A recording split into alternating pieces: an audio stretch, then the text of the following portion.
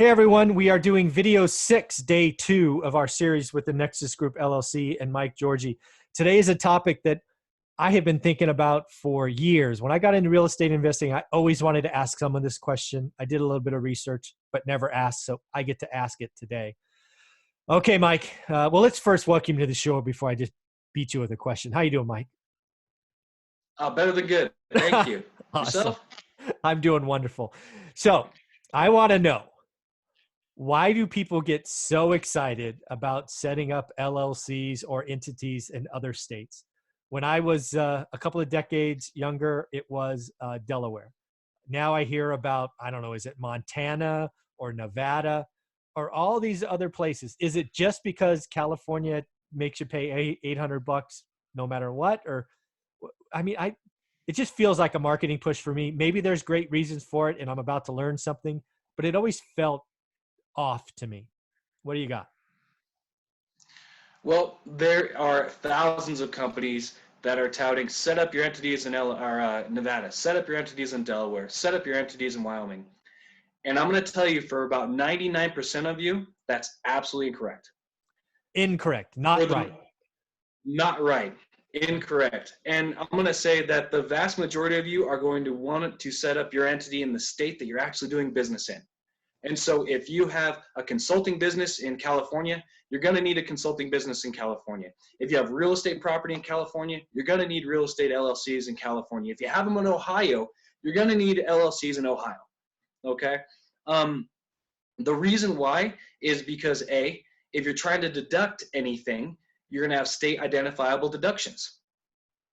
So if you have deductions that happen in another state of this, other than the state you're incorporated in, and you do business for more than 180 days consecutively, you're not going to be able to take the deduction. Oh, wow. Unless you're foreign qualified, which then costs you more money and basically qualifies you in that state, and you're going to pay all the taxes and all the state fees and everything that you would have paid anyways. So that's number one. Number two is that you have assets that are state identifiable. Meaning, if you have real estate in Ohio, you have real estate in Ohio. I mean, Yeah. period, in Ohio. And you're going to need an entity that's qualified to do business or doing business in Ohio to protect you. Yeah. So those are really the two reasons. A, you have state identifiable income. B, you have state identifiable assets that aren't going to allow you to get away from it. So what if you have a online business or something of that nature? I would say for the majority of the states, 90% of the states, you could set up in another state.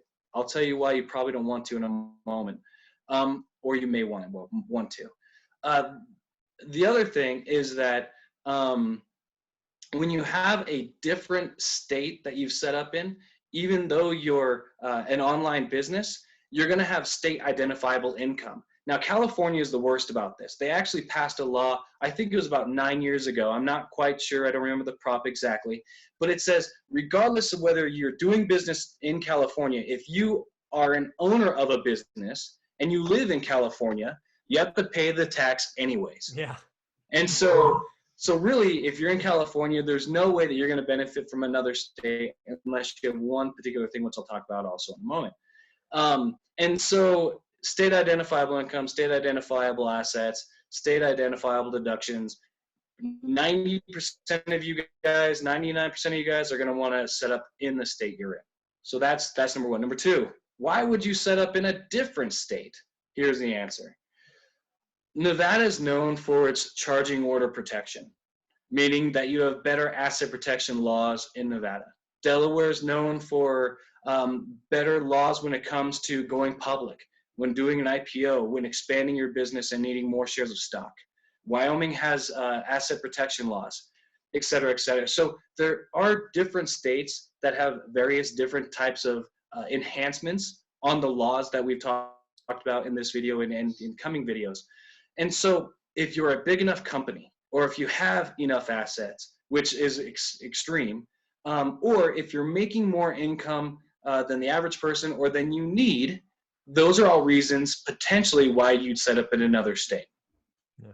Now, let's say that you live in Ohio, okay, and you're making $250,000 a year, and you only need $150,000 of that. and you want to take that other $200,000 to invest in other places. Well, you actually could set up, and these are the only type of circumstances that I may recommend this. You actually can set up an LLC with a C election in Nevada. Now, why? Nevada has no corporate tax, and Ohio does.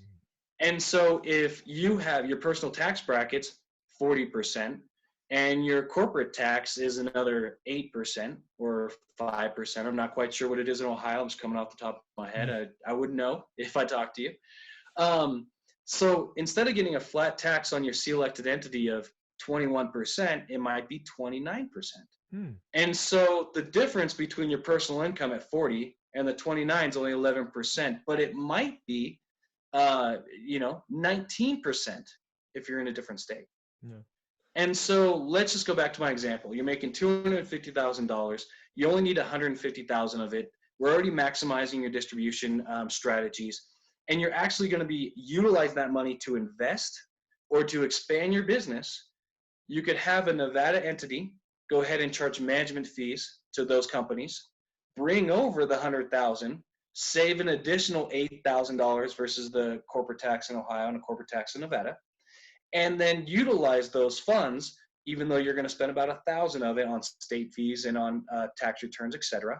Utilize those funds as a down payment, as contributing more to your assets. Now, for individuals who have that type of situation, you have to definitely look at the numbers, what the actual taxable event is. But if you're going to save $8,000, you're going to be able to put that into a different asset as equity. That's going to save a lot of money in the future as well when it comes to interest and other fees, et cetera. So again, I'm very pleased. I don't actually prep my guests for what's coming. So I'm really glad that we kind of went down this route, and 99% of this, is all marketing fluff. People are trying to get in your pocket when you're excited about real estate investing. They see all of these meetups. They see 100 people in the room. They know that 80% of you aren't going to do anything. But if they can get a couple of grand from you, so you feel like you're doing something, and you can tell your friends, oh, I got an LLC in, I don't know, Nevada, and I got something else in Delaware. I mean, this business disgusts me at some time, how much folks take advantage of new investors. So I'm really glad that we just said 99% of that stuff is junk. And if you're going to have an LLC for all the other reasons we've talked about, most folks need to do it in the state they are, even if, like me, my LLCs are in California, I have to pay $800 minimum for each one. So I'm very thankful that this conversation went that way, because I wasn't sure if it was going to, and we were going to have it out, but didn't have to do that. Didn't have to do that. That was good. So again, for 99, I want to have you say it, right? Just say it again. 99% of real estate investors should just do it in the state they live in, right? The state Absolutely. they have assets. The state they live in, or that the state of the assets are in. Absolutely. Right. You still can benefit from a management company and LLC holding company scenario, most likely, depending on your income, et cetera. But absolutely, those would be in the state that you live in or the state the assets are in. Very, very cool. And again, folks, I'm not going to answer your questions about these things. So you need to reach out to the Nexus Group LLC. There's going to be a link in the description below. It'll get you a few additional free services and the like. So Mike, I want to thank you for doing 3 videos again on Tuesday, the 24th of March. And we'll get something scheduled for our next set. Thanks, buddy. Excellent. Thank you. Have a good one. Yep.